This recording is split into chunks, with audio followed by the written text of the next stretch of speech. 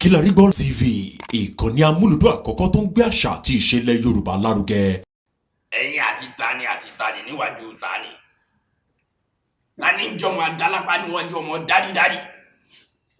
Tani ń jẹ́ gìrìgìrì ẹsẹ̀ níbi tẹ́mi ìdàgbẹ́ wà. Èmi jìnnìjìnnì já babaláyà kan mọ́ dákú. Ẹ wò ó! Ẹ lọ kógun jà wọ́n lọ́tẹ̀ fún. Gbáyé pẹ́ wọ́n ti fokùn gẹ́gẹ́dẹ́ wọ́pẹ́.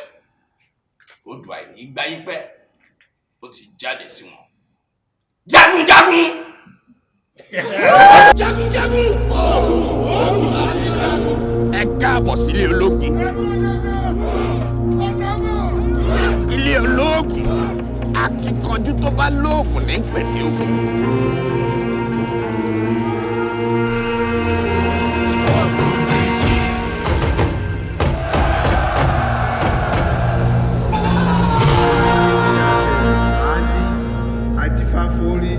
Orí ń bẹ ló pèrè òun nìkan ṣoṣo. Ẹni tí ò lè dá ni mo ti ń dènà dé. Today, we have decided to engage men and women of the press to discuss and interact further on how Jagun Jagun is doing online and everywhere, because it's a global product now that has been accepted widely. As at today, we have Jagun Jagun has over 2 million views on Netflix. So, as produced by Femi Adebayo, the movie was directed by Adebayo Tijani and Topi Adebayo. So, it is a pride for us in Hollywood that a movie like Jagun Jagun is doing fine, and it has become a topic of global interest among university students, film scholars, and film enthusiasts, among others. So, ladies and gentlemen of the press, I present to you the producer of the award-winning movie, the pace setter, the pathfinder, the opener of doors. Ẹ káàbọ̀ sílé ológun. Ilé ológun, akíkanjú tó bá lóògùn ní pẹ̀tẹ́ ogun.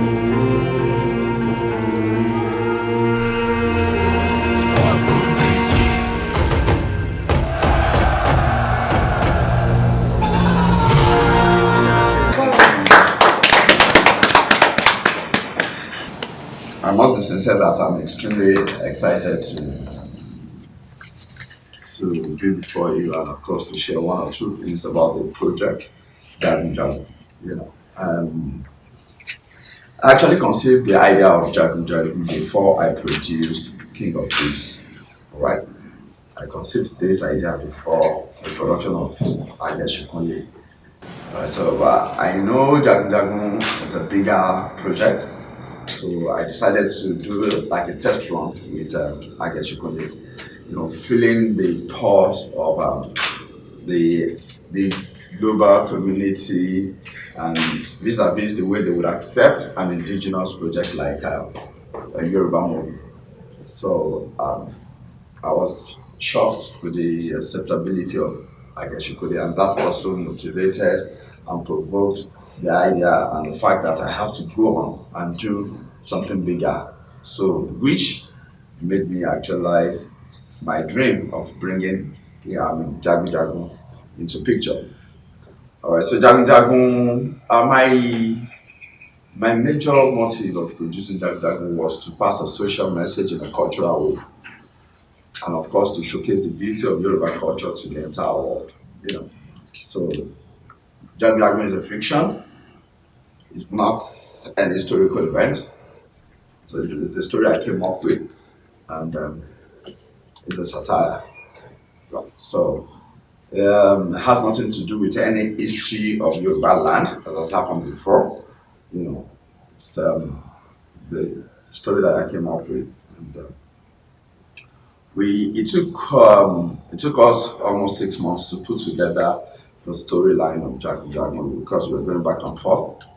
I intentionally paid attention to details because I tried as much as possible to produce a film which is going to be flawless. All right. So I invited members of the industry that are very vast in what they do, elders. I even invited some novice that in the audience just to feel the audience perspective when I was putting together the story of Jagun Jagun. So we eventually had a script after about the sixth draft. We were going back and forth. I went to the location. It was shot in Oyo town, Oyo state. And so after the completion of the story, one of the major challenges we had was casting. All right, there are so many beautiful actors that I saw in different roles, but unfortunately the language barrier could not make them come on set. You know, we were even had to take up trainings for some of those casts to be able to speak indigenous Yoruba language. Indigenous Yoruba language is totally different from the one we speak in Lagos. I was born, bred, buttered in Lagos, so the Yorubas we speak in Lagos is me, the lossy school, me, the law, me, the lodger, and all that. But if you feel the pulse of the Yoruba that we speak in the movie Jagun Jagun, you know that it is more of indigenous language. So, okay, so we came up with a cast, and so I put a call through to the one of the major casts, which is Latif Adedimeji, and I said to him that I have a project that's going to take about 3 months of your time, and it's going to be a little bit difficult. And he shouted, 3 months, more. I said, yes. So 2 months is going to be for you to, keep fit, go to gym, and have about 40 days to film. Still going to have about 2 weeks of training. And to him, it sounded so challenging, and he gave his words that he was going to do it. So when we got to the location, he started the journey. Truly, if you look at Latif in the film, he was very fit. He had muscles. And so many people felt like, is this Latif Adedimeji? So we were fully prepared for the project. Unfortunately, the first scene he was shoot, he broke his leg. And so he felt he was not going to be able to play the role. But looking back from where he started, how he's been preparing for the role, I felt it was going to be very bad for us to say, well, because you've broken your leg, we're probably going to get another actor. And I said to him, we're going to do it. So with the help of body doubles, with the help of other crew members, because we were caught shooting, as the shows, we leave him to rest for a while, to pick up again, and we delivered. So that was a major thing for me on that set. Okay, so we had quite a number of challenges on the set too. The major one for me was weather. The weather wasn't friendly at the beginning of our preparation to principal photography. So we had constructed. Of course, we built from the scratch the warrior school. Gunjiji school. We built from the scratch. We were first faced with the challenge of purchasing that land. We wanted to own the land. At a point, we had a nod, we paid. So, okay, so the children of the owner came back and like, no, we were not selling. Okay, we've gone halfway, like 60% constructed, and the children just came from Lagos, no way, and they were ready to destruct everything we built. So that held us almost a week, going to police station, going to the Obas, appealing to them. So until we were made to do an undertaking that we were not going to buy. We were just going to be there for a couple of months to shoot. It was a major challenge. In fact, it was very demoralizing. So eventually we got there, and so we built and we were ready to film. Like 95% completed the construction. Then a heavy rainfall and destroyed everything we built. And of course, we had to start again from the beginning. was a lot on the art director, Tunde Afolayan, and of course, it was a lot on my pocket as well. You know, reconstructing that kind of edifice you saw in the film, you know. But to God be the glory, here we are today. All those challenges were I mean, we conquered all those challenges, and eventually it is victory. I knew Jagun Jagun would be a blockbuster, but I never knew it was going to be as much as this. I got hairy when I got a message from Netflix and calling me Mr. Worldwide. You know, I was really touched that could this be a Yoruba film?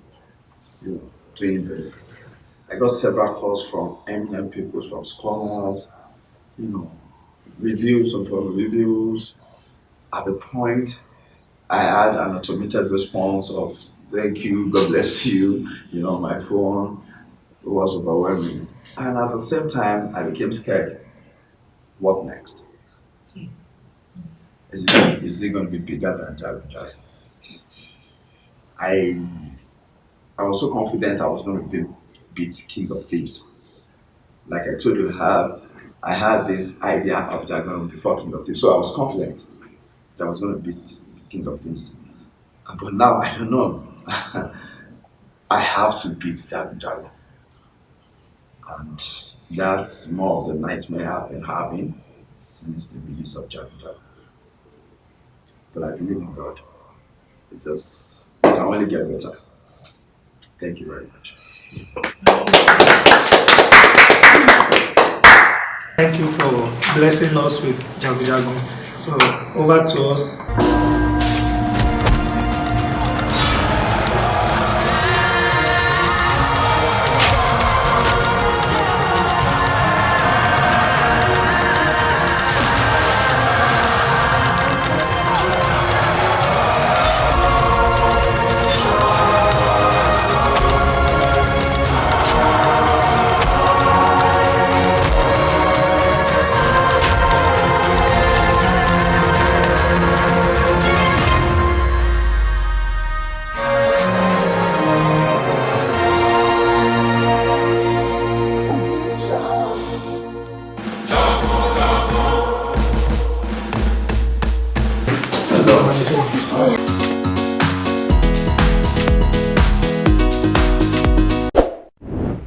Kilarigbo TV, ìkànnì amúlùdún àkọ́kọ́ tó ń gbé àṣà àti ìṣẹ̀lẹ̀ Yorùbá lárugẹ.